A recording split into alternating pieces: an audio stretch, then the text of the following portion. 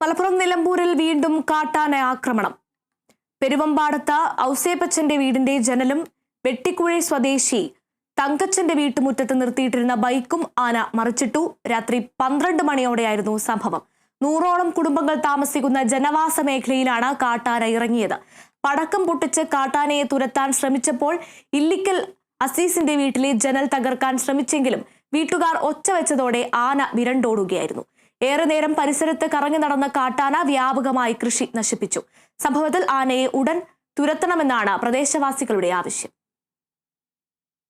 നമ്മൾ ഇതുവരെ കൃഷിയെ ആക്രമിക്കുന്ന നമ്മൾ കണ്ടിട്ടുള്ളൂ. പക്ഷേ ഇപ്പോഴത്തെ കണ്ടീഷനിൽ വീടിന് ഞങ്ങൾ നേരെ വരികയാണ്. കാരണം ഞാനത് ഇവൻ വിളിക്കുന്നത് ഒരു 10:45, 11 മണിയാകുമ്പോഴാണ് ഇങ്ങനെ ഒന്ന് ആന വന്നിട്ടുണ്ട്, പുറത്തിറങ്ങാൻ വയ്യാന്ന് പറഞ്ഞിട്ട്. ഞാൻ എൻ്റെ വീട് ഒരു 100 മീറ്റർ അപ്പുറത്ത്, അവിടുന്ന് നേരെ ഇവിടെ വന്നപ്പോത്തിന് പിന്നെ ആന റോട്ടുമ്പോൾ നിൽക്കുന്നുണ്ട്. അതോടെ ഞാൻ വീട്ടിലോട്ട് കയറി ആ ടോർച്ച് അടിക്കുന്ന ആ ലൈറ്റ് കണ്ടിട്ടാണ് ആന നേരെ വരുന്നത് ജ്യേഷ്ഠന്റെ വീട്ടിലേക്ക്. ജ്യേഷ്ഠന്റെ വന്ന് ജനല് ചില്ലടിച്ചു. അതോട് അവിടുന്ന് അവരും വീട്ടിൽ നിന്ന് ഇറങ്ങി ഒച്ച ഉണ്ടാക്കിയവരോട് അവിടുന്ന് ഇറങ്ങി പോന്നു. അത് കഴിഞ്ഞ് ഇവിടെ ഈ കൃഷിയൊക്കെ നശിപ്പിച്ചുകൊണ്ടിരിക്കുക. ഞങ്ങൾക്ക് ജീവിക്കാൻ ഒരു നിലക്കും കഴിയാത്ത അവസ്ഥയിലേക്ക്. ഞാനുണ്ട്, പിള്ളേരുണ്ട്, അച്ഛനുണ്ട്, അമ്മയുണ്ട്, എല്ലാവരും ഉണ്ട്. അപ്പോൾ ആനയെ നോക്കുമ്പോൾ ആന തൊട്ടടുത്ത് തന്നെ ഉണ്ട്. ലൈറ്റ് അടിച്ചപ്പോൾ ഞങ്ങളുടെ മേത്തോട്ട് ചീറി വന്നു. അപ്പോൾ ഞങ്ങൾ എല്ലാവരും പെരക്കകത്ത് ഓടി കയറി. അത് കഴിഞ്ഞിട്ട് 10-15 മിനിറ്റ് കഴിഞ്ഞപ്പോൾ ആന പോകുന്നില്ല. പെരക്ക് ചുറ്റി നടന്ന് കൃഷി നശിപ്പിച്ചുകൊണ്ടിരിക്കുകയാണ്.